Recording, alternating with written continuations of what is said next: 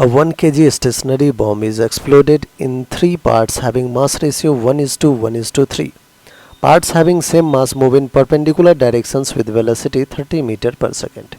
Then the velocity of bigger part will be.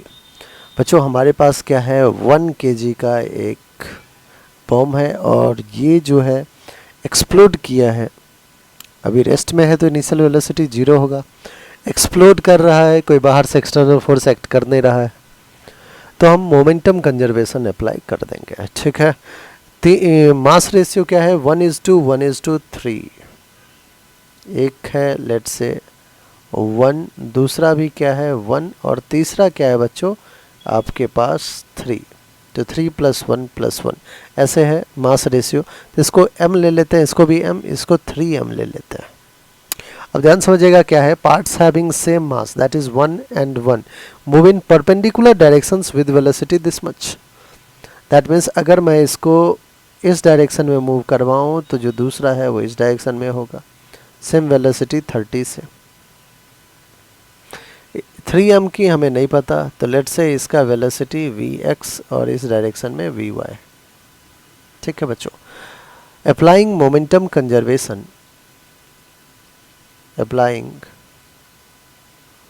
momentum conservation, we can say that initial momentum of the system is equals to final momentum of the system, and since speed of particle before collision is 0, so we can say that initial momentum is 0 which is equals to final momentum. Final momentum is m into 30.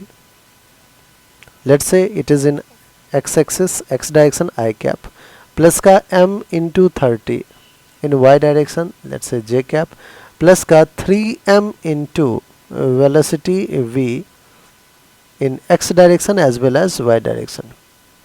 So let's say with velocity v I cap plus v j cap. तो बच्चों हमने किया क्या है, initial momentum तो 0 हो गया, final momentum आई का जो एक्स एक्सिस में जा रहा है उसको आई कैप ले लिया, वाई एक्सिस में जा रहा है उसको जे कैप ले लिया. ठीक है. 3m जो है वो दोनों में जा रहा है, अभी हमें पता नहीं है कि x में कितना है वाई में कितना है, तो इसलिए हमने वी एक्स वी वाई दोनों ले लिया है.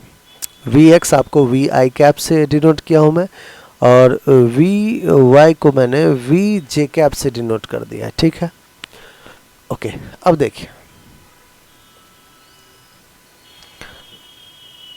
0 I cap plus J cap है यहाँ, तो इधर है 30m I cap plus 3m velocity v I cap plus 30m J cap plus का 3m वेलोसिटी v जे कैप. ये है.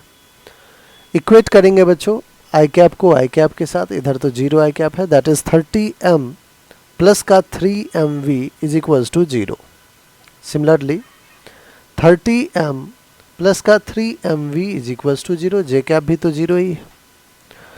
m cancel out, 30 is equals to minus 3v, 3 1 जा 3 10 जा, वेलोसिटी आ रहा है माइनस का 10 मीटर पर सेकेंड. किस डायरेक्शन में, एक्स एक्सिस में. इसका मतलब हमने जो डायरेक्शन लिया है उसके अपोजिट डायरेक्शन में जा रहा है. हमने 3m को लिया था कि राइट डायरेक्शन में जा रहा है, जबकि वो लेफ्ट डायरेक्शन में जा रहा है एक्स एक्सिस में. आइए y की भी देख लें. m ने m को कैंसिल किया, फिर से v आ गया माइनस का 10 मीटर पर सेकेंड, और ये y में है, ये x डायरेक्शन में था, ये y डायरेक्शन में है, y डायरेक्शन में. दैट मीन्स अगर मैं 3m का डायरेक्शन बताऊँ आफ्टर कोलिजन तो आपको हो गया कि सर y में भी निगेटिव जा रहा है, किससे, 10 से, और x में भी इस डायरेक्शन में जा रहा है कितने से, 10 मीटर पर सेकेंड से. अब इसका नेट क्या होगा, तो v नेट हमें फाइंड करना है, तो आपको हो गया कुछ नहीं, under root of V X का स्क्वायर प्लस वी वाई का स्क्वायर कर लो. अंडर रूट ऑफ -10 का स्क्वायर 100 प्लस का -10 का square 100, that is under root of 200. 100 into 2 लिख सकते हैं 10√2 मीटर पर सेकेंड.